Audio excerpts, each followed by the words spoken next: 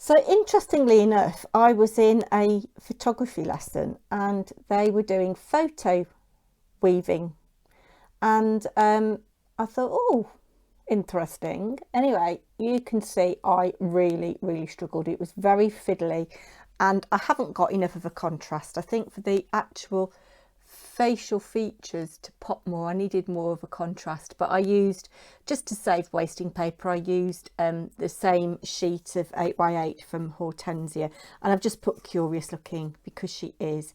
Yeah, so I really struggled with that. I don't think I'm going to be doing paper weaving again in the future.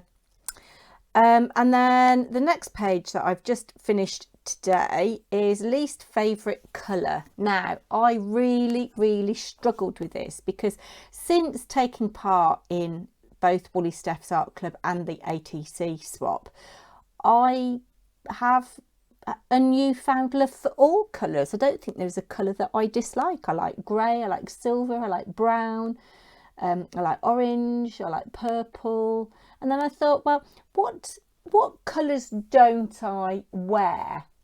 And I have to say, I don't really wear anymore a lot of pink. Perhaps accessorise with a little bit of pink, but I don't wear it a lot. Having said that, I have got a pair of very pale pink linen trousers.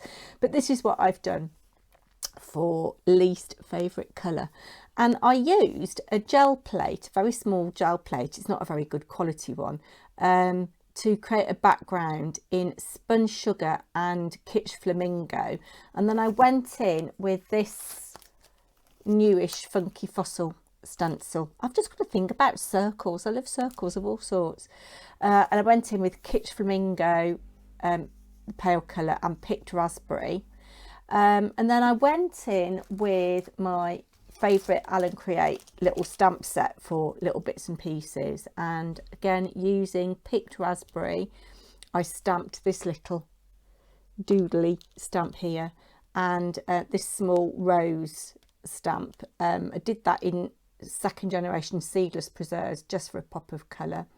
And then I die cut out various hand inked papers, some very small ferns from Hazel Eaton's collection.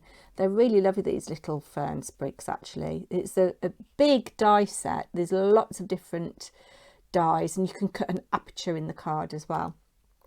But these are the three smallest of the dies, and I just bobbed a little dab of glue in the bottom corner, stuck a button on, threaded some, or sewn rather, some silk thread through it, and then I've put the dictionary definition of pink. I'll just bring it up so you can see that in a little bit more detail. I enjoyed that actually, I have to say, but it was a struggle thinking what is my least favourite colour. Now I'm one prompt behind, and as I say, I've forgotten what it was, so I need to go back and check that. And then I think the 15th, Good Friday, I think there'll be another prompt being pulled. So if I don't pull my finger out, which I'm unlikely to be honest with you, I will be 2 prompts behind, but slowly catching up, If you do like this content, please do consider subscribing if you're not already. I would love to have you in my crafting family. Then the other thing that I'm going to show today is my alphabet challenge for Hilary from Pink Bubble Cards. And again, I used a gel plate very subtly, and I used 2 stamps. The prompt was XOXO, which can be interpreted as hugs and kisses. And I've got these 2 very old stamps in my stash. This is a Crafty Individual one. Yeah, very old. I got from Hazel's. And this one was a real bargain. This one was only £2, but I like that. The kiss. A kiss is something you cannot give without taking and cannot take without giving. Anonymous. So I used those in my stamp platform, and this is the first one that I did. So I've got a little mini brayer, and I inked up my brayer with some chipped sapphire and seedless preserves. Colour combination I used to use all the time, and these are just the distress inks, not the oxides. Brayered off to get the excess ink off, and just straight onto my plate. And then stamped over the top using a stamp platform, a little bit of doodling, and Tim Holtz clipping XOXO. And that is a 5-inch square. This is 5 1/8 inches, and this is 5 3/4 inches, I believe. Yes. And then the next card is really, really subtle. Same dimensions, but I brayered through seedless preserves with a little stencil. It is so subtle that you can't really see. The previous image was stamped in black. This is Morning Mist, Versifying Claire Morning Mist. I just thought the grey was a bit nicer than black. And just 2 very simple cards. So that's me done. I will be back very soon. Do please give a thumbs up. It does help my channel grow. Thanks very much, everybody. I'll be back soon. Bye now. Oh, and of course, I'll link both ladies down below.